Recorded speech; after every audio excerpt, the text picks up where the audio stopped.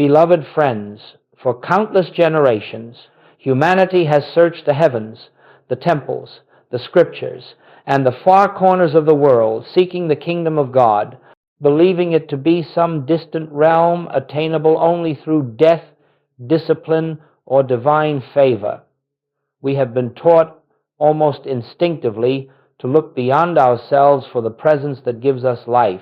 And yet the Master, in his infinite clarity, spoke a truth so simple, so direct, that the human mind has struggled to grasp it. The kingdom of heaven is within you.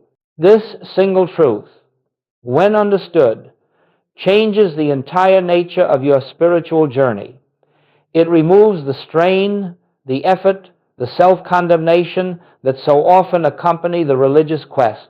It reveals that the very thing you have been searching for, peace, supply, healing, harmony, is not waiting in the clouds, nor hidden in some sacred geography, but already seated in the depths of your own consciousness. And if this is so, then the spiritual life is not a journey outward, but a turning inward, not a striving toward God, but an awakening to the God who has never left you for a single instant. The teaching we explore today is not speculative theology. It is not the product of imagination or philosophical argument. It is the fruit of spiritual experience tested, lived, and demonstrated. This is the discovery that transformed my own life, that heaven is not a place, but a state of awareness, that God is not approached through effort, but realized through recognition, and that the presence you have long believed to be separate from you is the very essence of your being.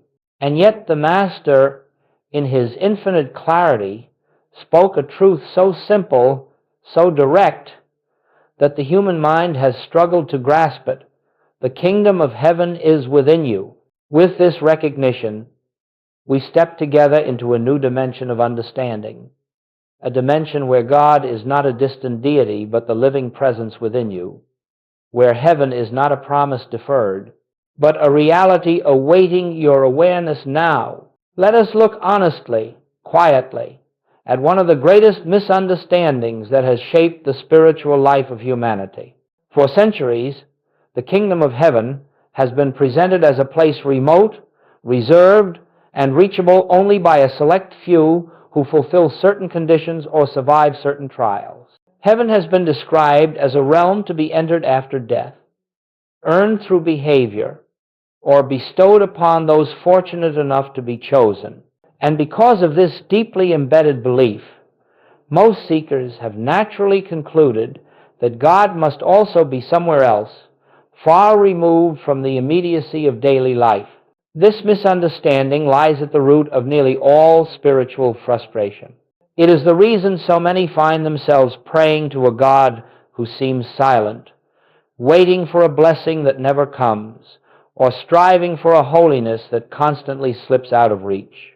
When the kingdom is believed to be external and distant, the seeker's entire consciousness becomes one of separation. God there, the individual here, heaven above, humanity below, holiness beyond, struggle within. And you see, once separation is assumed, everything built upon it is burdened with effort. You try to reach God, you try to become worthy. You try to rise above the human condition by climbing a ladder that does not exist. All the while, the presence you seek is closer than your breath, nearer than your heartbeat, already intertwined with your very being. The tragedy of this misunderstanding is not that people have sought God sincerely. The tragedy is that they have sought him where he is not. And so the mind, conditioned by centuries of belief, projects heaven outward, imagines it upward, assigns it to celestial geography or future time. But the Master did not say, the kingdom will be within you someday. He did not say, the kingdom is waiting for you after life. He said, with divine simplicity, the kingdom of God is within you. To miss this is to miss the foundation of spiritual life. To misunderstand this is to search endlessly without finding And to cling to the belief that heaven is elsewhere is to overlook the living presence that is your very life. Let us be very clear. As long as the kingdom is imagined as external, you remain a seeker. But the moment you recognize that the kingdom is a state of consciousness already present, you cease seeking and begin awakening. The entire journey changes. The struggle dissolves. The burden lifts. You discover that you have not been moving toward God. God has been expressing himself as your very consciousness from the beginning. This misunderstanding, then, is not merely theological. It affects your inner experience every day. It determines how you pray, how you interpret challenges, how you view yourself, and how you relate to the world. And until this error is corrected at the level of consciousness, no amount of religious effort can bring the peace or illumination you desire. Therefore, we must gently release the notion of a heaven out there and prepare to explore the profound truth that heaven is a dimension of awareness, available now, not later, here, not elsewhere, within, not beyond. Now, having set aside the belief in a distant heaven, we can begin to behold the true nature of the kingdom, a nature so simple, so immediate, that the human mind almost overlooks it. The kingdom of heaven is not a realm you travel to. It is not an environment waiting to be entered. It is not granted after the body falls away. The kingdom of heaven is a state of consciousness, a spiritual awareness already present at the center of your being. This is the profound revelation that transforms the spiritual path from one of pursuit into one of awakening. And it is here that the entire teaching takes on a new dimension. For when we recognize that the kingdom is consciousness, not geography, we also recognize that we are not separated from it. You cannot be separated from your own consciousness. You cannot be disconnected from what you already are. When the Master declared the kingdom within, he was pointing to an inner awareness where truth is known, where harmony is felt, where guidance becomes natural, and where peace is no longer sought but recognized as the very essence of being. This awareness does not need to be created. It does not need to be attained through moral effort or religious performance. It requires only that the veil of mental noise be lifted, revealing what has been present all along. You see, the human mind insists that heaven must be complicated, hidden, or earned. But spiritual consciousness is always simple, immediate, and universally available. It is not reached through willpower. It is realized through receptivity. It is not the result of outer achievement. It is revealed in inner stillness. It is not something you grow into. It is something you uncover. This misunderstanding, then, is not merely theological. It affects your inner experience every day. It determines how you pray, how you interpret challenges, how you view yourself, and how you relate to the world. And until this error is corrected at the level of consciousness, no amount of religious effort can bring the peace or illumination you desire. And when you feel disconnected, confused, or anxious, it is not that the kingdom has vanished. It is only that consciousness has become absorbed in appearances, in conditions, in the surface level of experience. The kingdom remains exactly where it has always been, within you, unchanged, undiminished, waiting for recognition. Let us make this very practical. When you experience a moment of deep peace, when a solution rises quietly from within, when intuition guides you without strain, when love flows without effort, that is the kingdom touching your awareness. That is heaven breaking through the layers of fear, thought, and belief. Heaven, then, is not a later reward.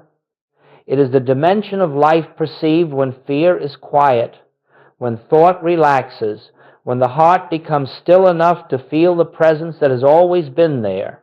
And as your awareness shifts, your experience of life shifts, not because circumstances change first, but because you begin to see through the lens of truth rather than the lens of illusion.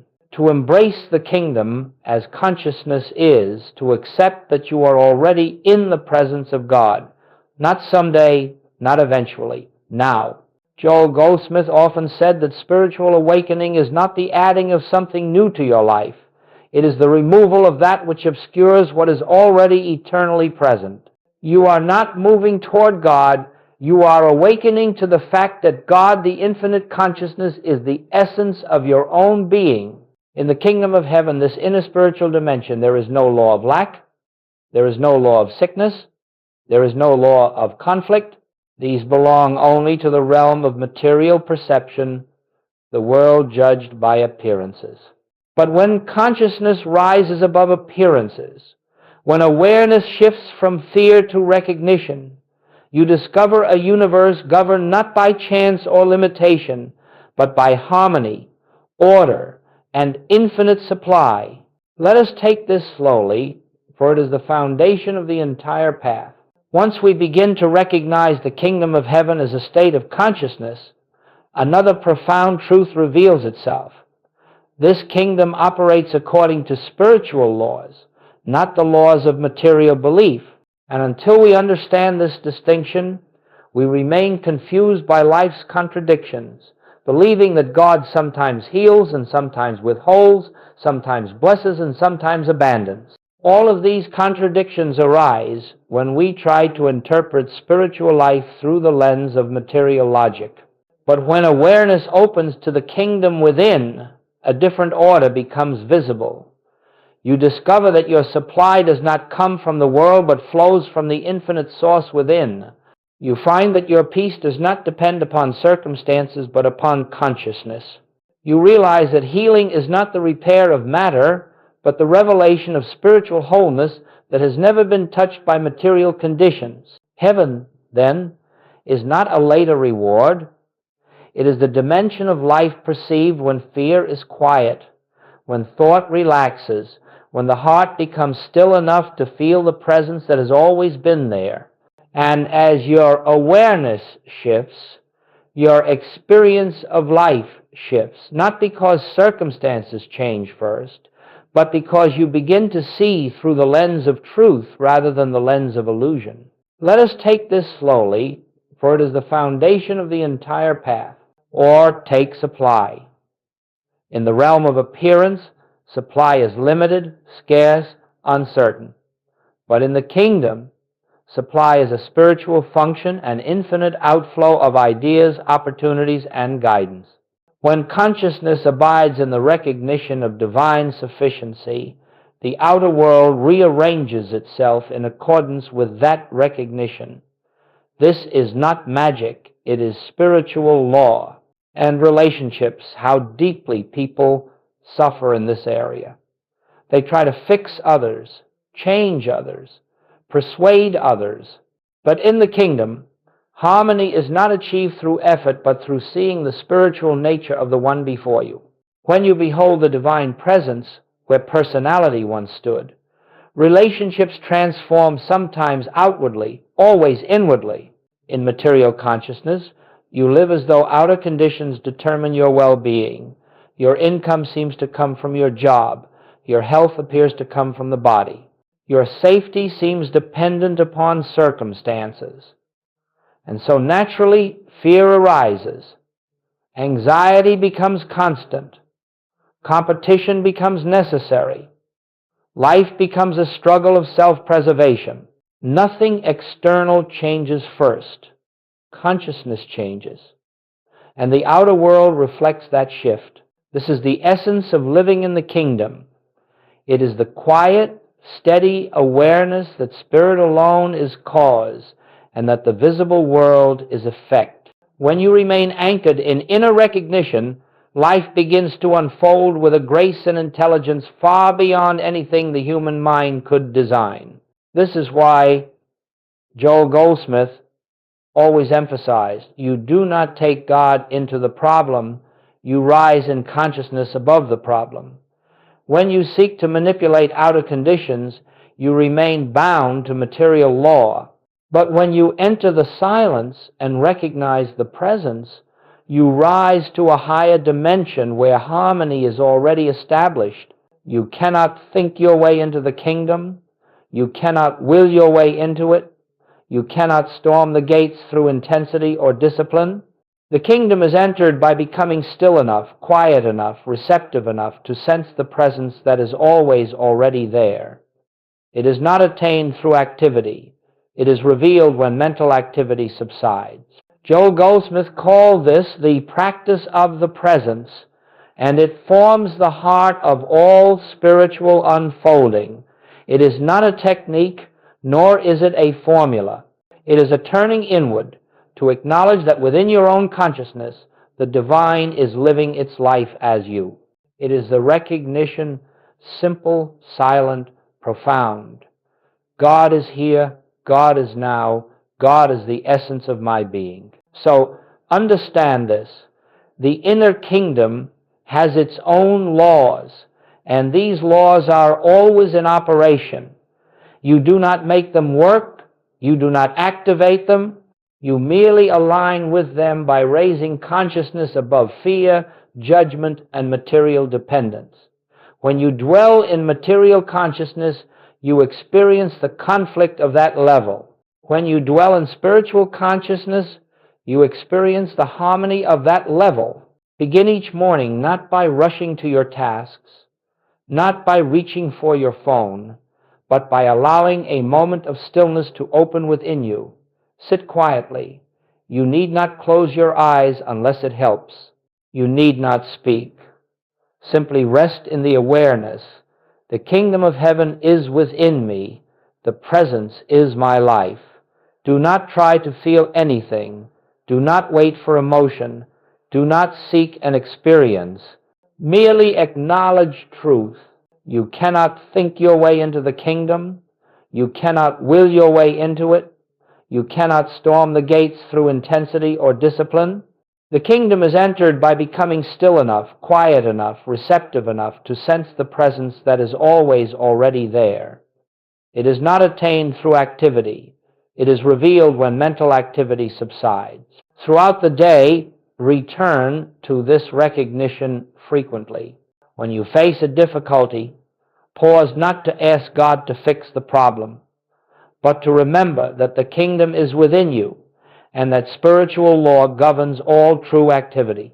When you make a decision, pause not to analyze endlessly, but to listen for the quiet intuition that arises from the inner presence.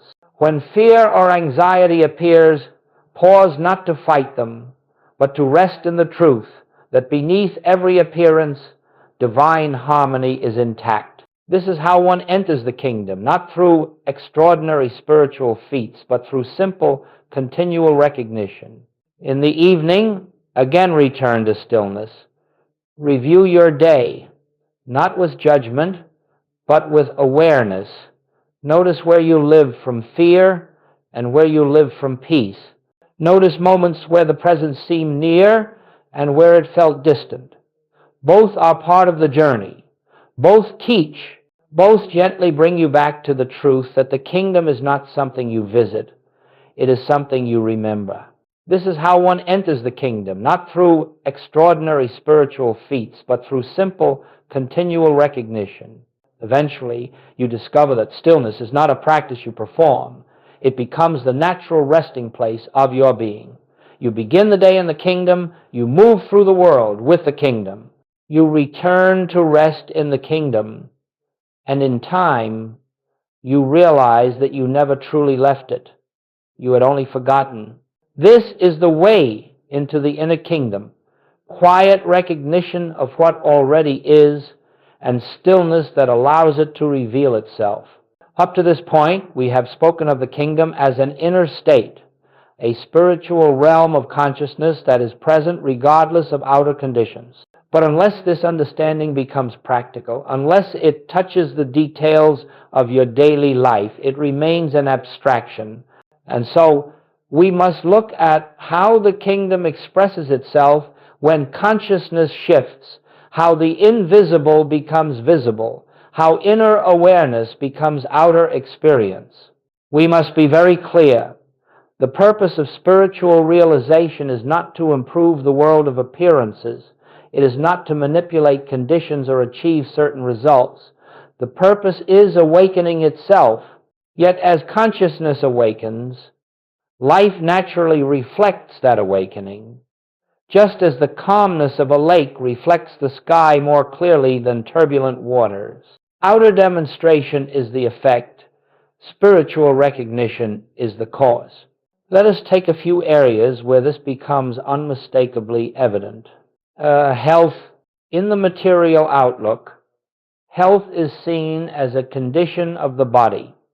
When something goes wrong physically, we react with fear, with concern, with desperate seeking. But in the kingdom, health is a quality of spirit, perfect, whole, unbroken. When consciousness returns to the recognition of inner wholeness, fear dissolves, and with it the frantic attempt to correct matter from the level of matter.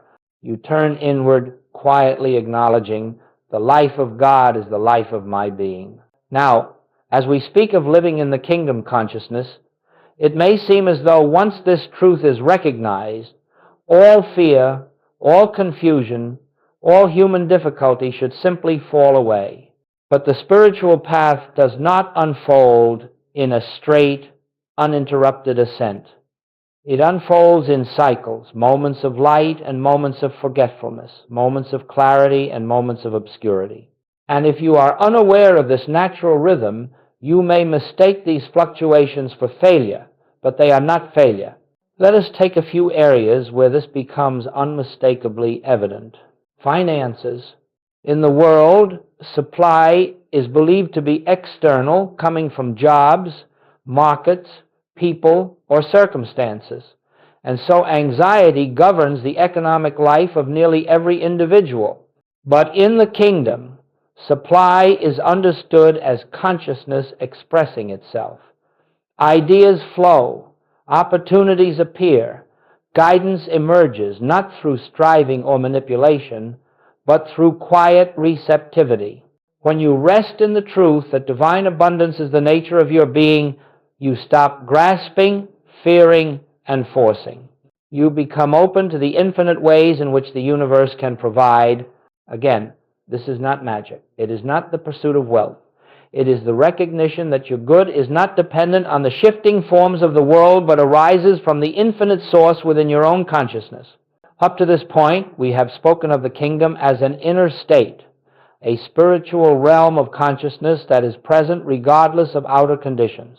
But unless this understanding becomes practical, unless it touches the details of your daily life, it remains an abstraction. And so we must look at how the kingdom expresses itself when consciousness shifts, how the invisible becomes visible, how inner awareness becomes outer experience. And in many cases, the outer relationship transforms not by effort, but by a shift in your consciousness. Understand this. When you see another through the eyes of spirit, something in them responds, even if they do not consciously know why. Harmony unfolds because you are no longer relating to ego, but to the presence within them. We must be very clear. The purpose of spiritual realization is not to improve the world of appearances. It is not to manipulate conditions or achieve certain results. The purpose is awakening itself, yet as consciousness awakens, life naturally reflects that awakening, just as the calmness of a lake reflects the sky more clearly than turbulent waters. Outer demonstration is the effect. Spiritual recognition is the cause. You see, demonstration is not seeking results. It is witnessing the natural activity of spiritual law. When consciousness rises, life aligns, not because God intervenes, but because truth expresses itself wherever it is recognized. Wholeness is the truth of me now, And as that awareness settles into consciousness, the body often responds not because you have fought disease, but because you have recognized a truth that exists deeper than physical appearance. The kingdom expresses itself effortlessly when you live from it. Your task is not to force demonstration, but to remain in recognition and let life unfold from spiritual law rather than material fear. We must be very clear. The purpose of spiritual realization is not to improve the world of appearances. It is not to manipulate conditions or achieve certain results. The purpose is awakening itself. Yet as consciousness awakens, life naturally reflects that awakening, just as the calmness of a lake reflects the sky more clearly than turbulent waters. Outer demonstration is the effect. Spiritual recognition is the cause. They are part of the purification of consciousness. It is essential, then, to understand the obstacles you will encounter, not so that you may fight them, but so that you may gently recognize them and return to the inner presence. The first obstacle is mental noise, the relentless activity of the human mind.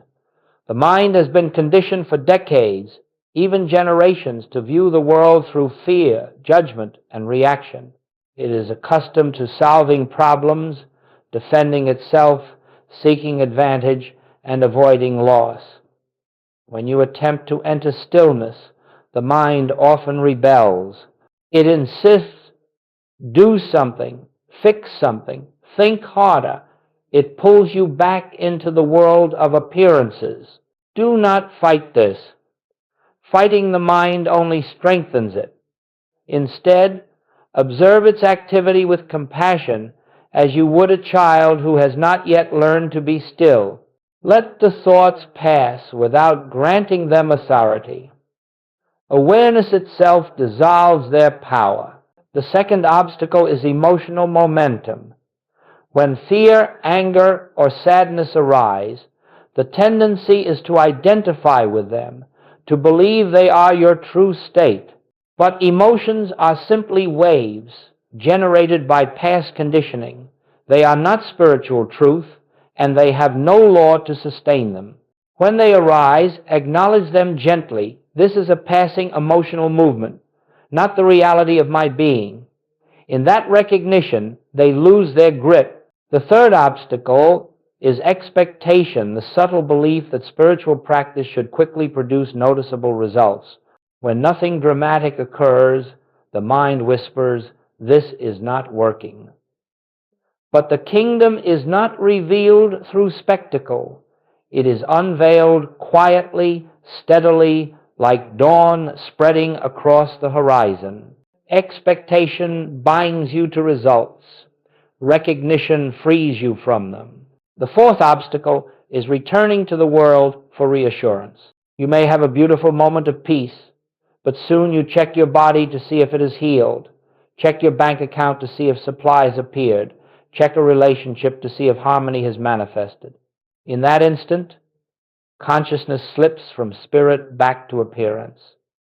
Demonstration follows recognition, not inspection.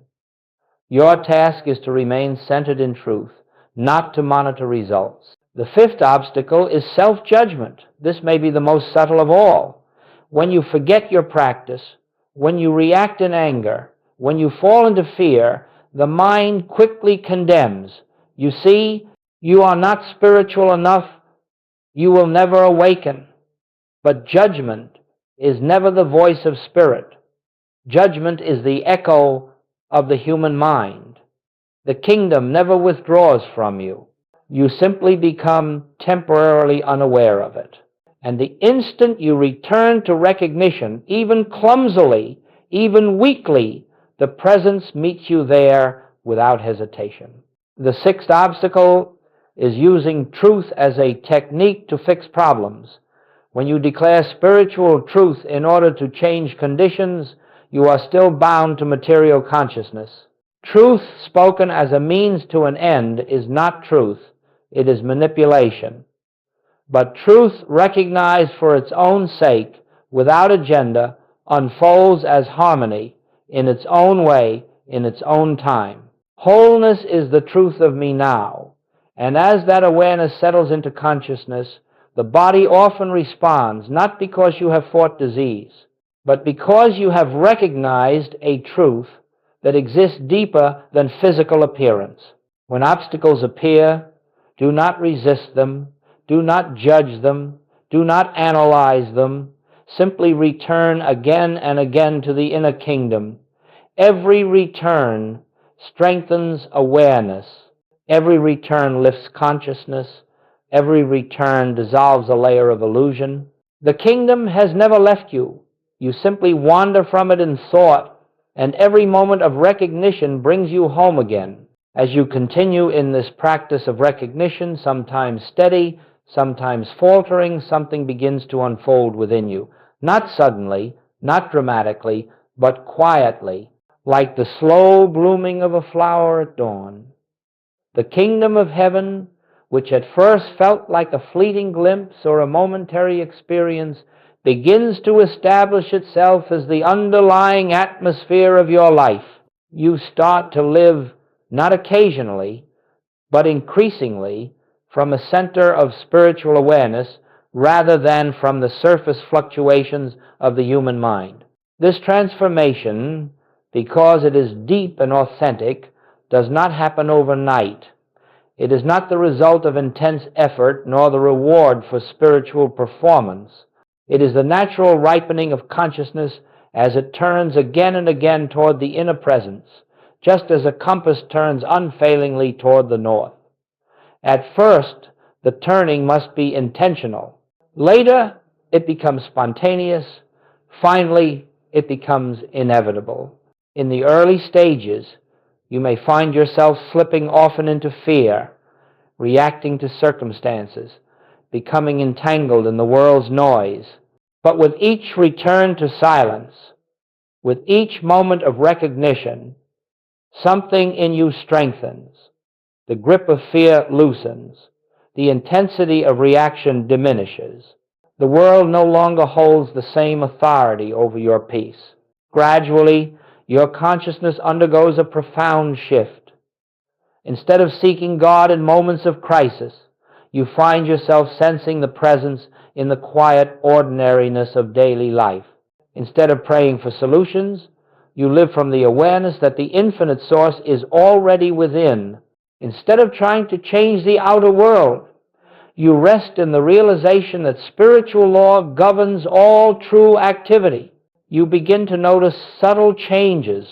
A problem that once produced anxiety now evokes stillness, and from that stillness, guidance arises. A relationship that once triggered conflict now awakens compassion, and from that compassion, understanding emerges. A financial concern that once stirred panic now invites receptivity, and from that receptivity, opportunity unfolds. Nothing external has been forced. No one has been persuaded. No circumstances have been manipulated. Rather, consciousness has shifted, and because consciousness is cause, form follows effortlessly. And over time, you discover that this kingdom awareness becomes the quiet foundation beneath every experience. You may still face challenges, health issues, financial pressures, unexpected changes, but they no longer shake your inner equilibrium. You respond from a place deeper than thought, from a presence that is untouched by circumstances. You live with a confidence that is not arrogance, but trust, not in the world, but in the spiritual truth at the core of your being. This is what it means to live permanently in the kingdom. Not that you never feel fear, but that fear no longer determines your state. Not that circumstances never become difficult, but that difficulty no longer pulls you out of inner alignment. Not that the world becomes perfect, but that your perception becomes anchored in a deeper reality. Eventually, something even more profound occurs. You begin to recognize this same presence, this same kingdom in others. You see past their behavior, past their fear, past their confusion, and behold the divine essence shining through. And as your inner vision changes, Your relationships change. Your interactions soften. Your compassion deepens. You no longer live as a separate self, navigating a world of separate selves. You live as consciousness, recognizing consciousness. And finally, after months and years of practice, the kingdom is no longer something you visit. It becomes your home. You wake in it, walk in it, rest in it. You live from an awareness that God is the substance of your being, the activity of your mind, the life of your life. The world is still the world, but you no longer inhabit it from fear. You inhabit it from spirit. This is the long transformation, not a sudden illumination, but the steady unveiling of what has always been true. The kingdom of heaven is within you, and you are within the kingdom, eternally, inseparably, and without effort. And now, as we bring this time of contemplation to a close, let us return to the simple, luminous truth that has been the foundation of all we have shared. The kingdom of heaven is within you. Not as an ideal, not as a metaphor, not as a distant promise, but as an ever-present reality, quiet, steady, unchanging. You do not move toward it, you awaken to it. You do not earn it, you recognize it. You do not call it down from the heavens. You uncover it within your own consciousness. No matter what has happened in your past, no matter what you believe you lack, no matter how often you have forgotten or wandered, the kingdom has never withdrawn from you. It has waited patiently for your attention to turn inward, for the noise of the world to soften, for the heart to become receptive to the truth that has always been true. You need not understand everything at once. You need not achieve perfect stillness. You need not transform your life in a day. Begin with one moment of recognition, one pause, one breath, one quiet turning inward to acknowledge the presence is here, the kingdom is within me. If you practice this simple recognition gently, sincerely, without pressure, you will find that something within you begins to shift. Fear loosens its hold. Peace becomes more accessible. Guidance becomes clearer. Life begins to reflect the harmony of the inner kingdom, not through force, not through willpower, but through the natural activity of spiritual law expressing itself through awakened consciousness. And as days become weeks, and weeks become months, you will find that the spiritual light you once glimpsed occasionally becomes the atmosphere of your life. You will walk in a deeper peace, respond with greater wisdom, and live with a quiet assurance that does not depend on outer conditions. You will discover that the kingdom is not a destination you hope to reach, but the home you have always belonged to. So take this step today, not tomorrow, not someday, but now, with whatever understanding you have, with whatever faith you possess, with whatever willingness arises in you at this moment. Turn inward, even briefly, and recognize the presence. The kingdom is not waiting to be given to you. It is waiting to be acknowledged by you. And as you continue in this practice faithfully, gently, persistently, you will awaken more and more to the truth that has been shimmering beneath every breath. You live in the kingdom, and the kingdom lives in you. This is the path Joel Goldsmith illuminated. This is the truth the Master revealed. This is the invitation extended to you now. May the awareness of the kingdom rise in you until it becomes the silent foundation of your life, the light of your consciousness, and the peace that accompanies you in all things.